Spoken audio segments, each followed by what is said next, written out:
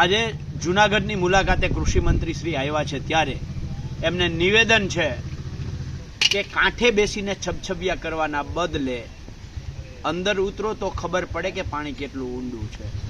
તમે ઘેડના અંતરિયાળ ગામો પાદરડી અને આંબલિયા જવાનું કેન્સલ કર્યું. શું કામ? તાકે ત્યાં રોડ રસ્તા તૂટેલા છે. તમને 2 કલાક થાય એમ હતી.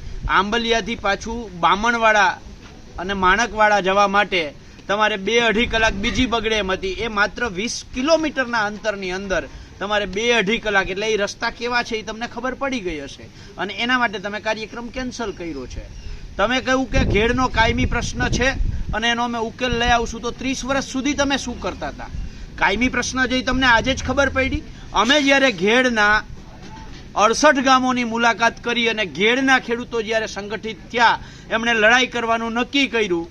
29 તારીખે એટલે કે કાલે નહીં પરમ દિવસે સોમવારે સવારે 10:30 વાગે ઘેડના ખેડૂતો ઓછામાં ઓછા 4-5 હજાર ખેડૂતો આવે એમ હતા. આ તમને તમારા ખુફિયા એજન્સી એટલે કે આઈબીના માધ્યમથી ખબર પડી.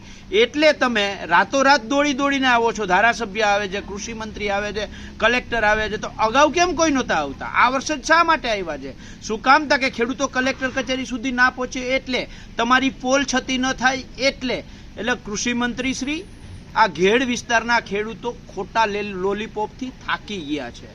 29 તારીખે સોમવારે સવારે 10:30 વાગે જૂનાગઢમાં કલેક્ટર કચેરીમાં સમાય નહીં એટલા ખેડૂતો આવવાના છે. તમે જેટલા નાટકો કરવા હોય એટલા કરો.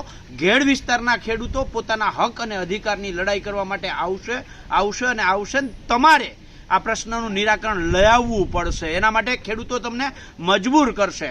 ઘેડના ખેડૂતોની 4 માંગ છે કૃષિ મંત્રી શ્રી. એક, ઘેડ નિગમ જે છે એ ઊભું કરવામાં આવે.